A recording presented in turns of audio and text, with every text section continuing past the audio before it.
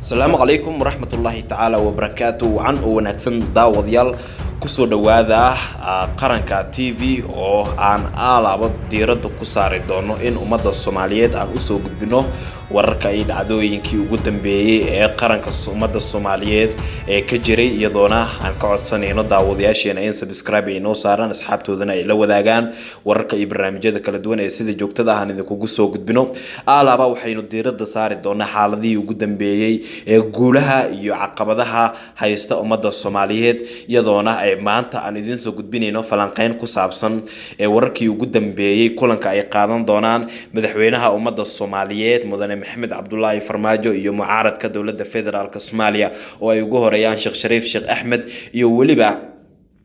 dhanka iyo Xasan Sheekh Maxamuud madaxweynihii dawladda federaalka Soomaaliya waxa wararkii ugu dambeeyay aan ka helayno ay sheegayaan daawadayaal in shirkaasi loo gogol xaariyo isla markaana uu ka qabsoomayo madaxtooyada Soomaaliya waxa shirkan uu ka dambeeyay kadib markii madaxweynaha ummadda Soomaaliyeed uu ugu baaqay guud ahaan shacabka Soomaaliyeed in ay markaasi u turaan mucaaradka isla markaana wada hadal ay isugu yimaadaan horey waxa uu jirtay in madaxweynaha ummadda Soomaaliyeed mudane Maxamed Cabdullaahi Farmaajo uu siyaabo kala duwan oo la hadlay guud ahaan mucaaradka gaar ahaan Sheekh Shariif Sheekh Axmed oo madasha xisbiyada qayb ka ah waxaana lagu heshiiyay sidii ummadda Soomaaliyeed loo badbaadin lahaa iyadoo la wada hadlayo wararkii ugu dambeeyay aan helayno waxa ay sheegayaan in markaasi ujeedada ugu weyn ee laga leeyahay ay tahay arintan in markaasi ay ka wada hadlaan dhinacyada doorashooyinka dalka iyo sida ay u qabsoomi doonaan waxa sidoo kale qorshuhu uu yahay in ugu yaraan markaasi la isku afgarto nidaamka doorasho ee dalka ka dhacaysa isla markaana mucaaradka ay kala shaqeeyaan dawladda ummadda Soomaaliyeed sidii dalka doorasho qof iyo cod ah looga qaban lahaa kulankan waxa uu yahay mid soo afjaraya kala aragti duwnaan u dhaxaysay mucaaradka iyo muxaafidka qaar badan oo kamid ah mucaaradka dawladda waxay leeyihiin madaxweynaha dawladda federaalka Soomaaliya iyo ra'iisul wasaaraha ummadda Soomaaliyeed ba daacad kama aha in ay markaasi guul ay ku soo dhamaato wada hadalkan isla markaana ay fuliyaan gabi ahaanba wada hadaladaas iyo waxa ka soo baxa dhinaca kale daawadayaal waxa jirta warar ku saabsan in dawladda federaalka Soomaaliya mas'uuliyiinteeda ay diyaariyeen in ay markaasi ka dhaadhiciyaan mucaaradka sidii wax walba wada hadal loogu dhameyn lahaa isla markaana xiliyada kala guurka ah aan cidna xad gudub loo geesan doonin iyadoo mucaaradka ay sheegayaan in aysan jirin haba yaraatee wax dhaqdhaqaaq ah oo dawladda dhexe ummadda Soomaaliyeed ay wado oo ku saabsan hadba sida wax isku bedeli karaan isla markaana dhanka kale isla mucaaradka waxa ay walwal ka qabeen arintan ra'iisul wasaare ku xigeenka hore uga hadlay ra'iisul wasaaraha uga hadlay madaxweynaha hore uga hadlay arintan oo sheegay dhamaantoodba in ummadda Soomaaliyeed ay isugu soo bixi doonaan doorasho isla markaana qaranka Soomaaliyeed uu martigelinayo muddo nus qarni ah ku dhawaad kadib in doorasho qof iyo cod ay ka dhacdo arintan waxay tahay mid si weyn warbaahinta gudaha ay u hadalhayaan waxa la diyaariyay goobtii uu ka dhici lahaa kulanka iyadoona wararkii ugu dambeeyay hadii aan eegno daawadayaal qaranka Soomaaliyeed waxa guul u noqon karta in ay isku soo dhawaadaan gabi ahaanba dhinacyadan waxaana la filayaa in saacadaha soo socdo ay magaalada Muqdisho ka soo muuqdaan hogaamiyayaal ku kala aragti duwanaa iyadoona kulankan uu ka dhici doono xarunta madaxtooyada dalka Soomaaliya shirka oo horey loo sii iclaamiyay kadib dalab ka yimid dawladda federaalka ayaa furmi doona doornimadii maanta iyadoona warbaahinta ay xaqiijiyeen ila ku dhow villa Soomaaliya ay sheegeen in kulanka uusan ku bilaaban doonin dagaal iyo fara ku tagtaag laakiin ujeedada ugu weyn ee laga leeyahay ay tahay in guul laga gaaro sidii kulankaasi ay ummadda Soomaaliyeed ugu diirsan lahaayeen isla markaana madaxweynaha ummadda Soomaaliyeed uu uga dhaadhicin lahaa mucaaradka in ay joojiyaan wax kasta oo lid ku ah dawladnimada Soomaaliya warar ayaa sheegaya in kulanka uu dhexmari doono madaxweyne Maxamed Cabdullaahi Farmaajo ra'iisul wasaare Khayre iyo madaxweynayaashii hore Sheekh Shariif Sheekh Axmed iyo Xasan Sheekh Maxamuud oo haatan si weyn siyaasadda isugu haya dawladda federaalka Soomaaliya ayaa laga filayaa inay raaligelin ay siiso gabi ahaanba mucaaradka oo iyagu khalad u fahmay talaabooyin dawladda federaalka Soomaaliya ay qaaday waxaana dawladda ay sheegtay inay u shaqeynayso ummadeeda Soomaaliyeed iyadoona ay meesha ka saartay dawladda in wax dhibaato ah ay ka jirto guud ahaan ahaanba ummadda Soomaaliyeed dhexdeeda laakiin siyaasadda lagu kala aragti doonaan karo sida aan xogta ku helnay shirka ayaa waxaa diiradda lagu saarayaa inta badan xiisadda labada dhinac doorashooyinka soo socda iyo xaaladda doorashooyinka ee maamulka galmudug ka jira iyo mucaaradka iyo muxaafidka sida ay u kala arkaan sidoo kale daawadayaal qaranka TV oo ka turjumaya baahiyaha ay qabaan ummadda Soomaaliyeed waxa aan si hoose ku ogaanay sida wararku ay intaasi inoogu darayaan in shirka lagu soo qaadi doono culayska haysta shacabka Muqdisho gaar ahaan jidadka xiran isla markaana dhibaatadaasi wax looga qaban lahaa si caasimadda ammaankeeda kor loogu qaado ganacsigeeda kor loogu qaado isla markaana dhanka kale ummadda Soomaaliyeed ay hal meel ugu wada jeestaan lama oga natiijada ka soo bixi doonta shirka laakiin wuxuu noqonayaa shir madaxweynaha ummadda Soomaaliyeed iyo ra'iisul wasaarahaba ay ku guuleysan karaan inay meesha ka saaraan kala aragti duwanaanta u dhaxaysay guud ahaanba siyaasiyiinta Soomaaliyeed ee dawladda federaalka Soomaaliya siyaasadeeda naqdiya isla markaana dhanka kale isla siyaasiyiinta waxay u arkaan in shirkan hadii uu guuleysto Soomaaliya wadada midnimada ay cagta saartay dhawaan shir ay ku yeesheen magaalada Muqdisho mucaaradka waxay walaac ka muujiyeen in doorasho aysan dalka ka dhici doonin isla markaana madaxweynaha ummadda Soomaaliyeed mudane Maxamed Cabdullaahi Farmaajo uu muddo kororsi sameeysan doono laakiin arintaasi waa uu beeniyay madaxweynaha sidoo kale ra'iisul wasaaraha qaranka ayaa beeniyay iyadoona sidoo kale uu beeniyay arintaasi ra'iisul wasaare ku xigeenka iyo gudoomiyaha baarlamaanka waxayna wacad ku mareen in markaasi guud ahaanba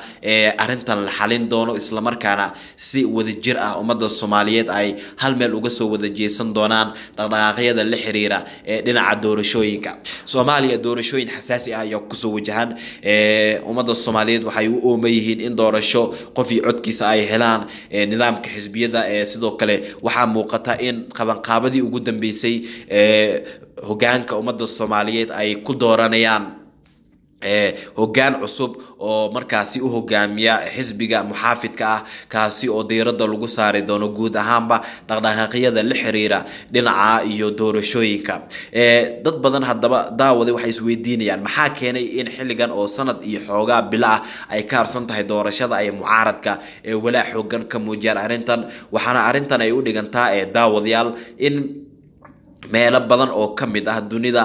dawladda federaalka Soomaaliya ay si weyn u aqoonsadeen isla markaana ay ka hadleen sida dawladda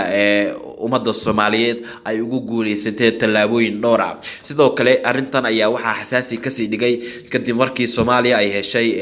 balanqaadyo xoogan oo caalamka uga imaanay oo ku saabsan sidii deymaha looga cafin lahaa hadii Soomaaliya deymaha laga cafiyana waxa taasi ay suuragelinaysaa daawade in markaasi qaranka Soomaaliyeed uu guuleysto ra'iisul wasaaraha Soomaaliya iyo madaxweynahaba waxa ay socdaalo ku soo mareen meelo badan oo dunida kamid ah iyagoo la soo kulmay mas'uuliyiin ka tirsan beesha caalamka waxaana inta badan looga hadlayay arrimaha la xiriira doorashooyinkaasi arrimaha Soomaaliya quseeya iyadoona ra'iisul wasaaraha iyo madaxweynahaba ay shaaca ka qaadeen in Soomaaliya doorasho xor iyo xalaal ay ka dhacayso dhinaca mucaaradku waxa ay qabaan in dawladda federaalka Soomaaliya ay soo tababaratay ciidamo aad u xoogan oo si weyn Turkiga iyo meelo kale looga soo qalabeeyay kuwaasi oo baqdin ay ka qabaan mucaaradka in ay dabcan weerar ku qaadaan xarumaha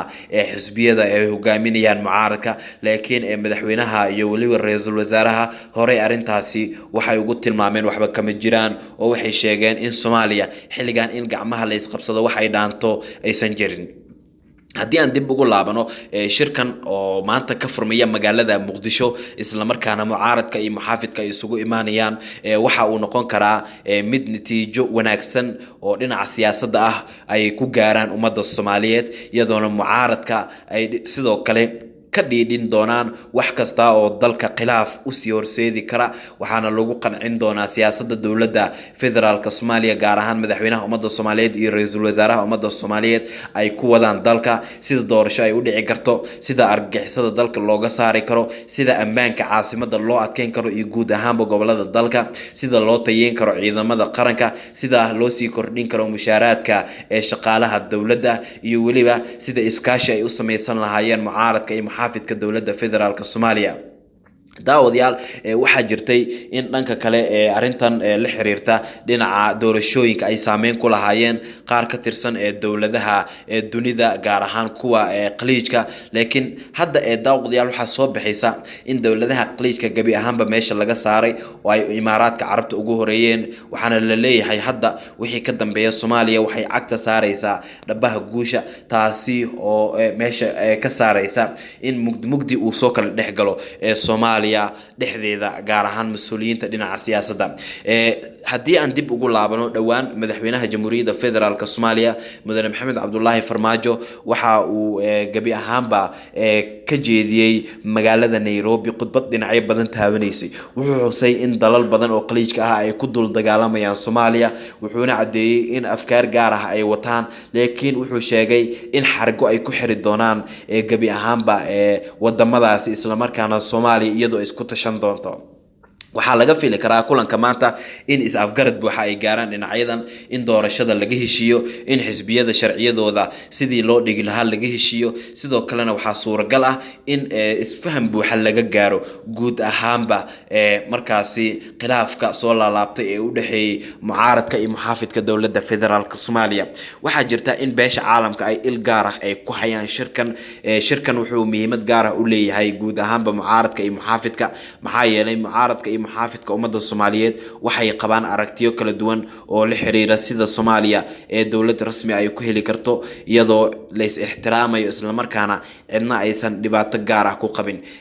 دعوة ديال سيدو كلا وحاجرتا أرمل الحريرة إن مركزي جود أهامبا أمد الصوماليات ملكستو أي جوجان أي يجون قبان أركتيو الحريرة لنا عايو السياسة دا إن وحلا جبدلو أو دولة فيدرال كصوماليا أي معارض كعن نبضات مر والباي وفيدسو لكن دولة waxay sheegtay in sharciga cidi jibinaysa la qaban doono iyadoo mucaarad ka tixgelin gaar ah ay qabaan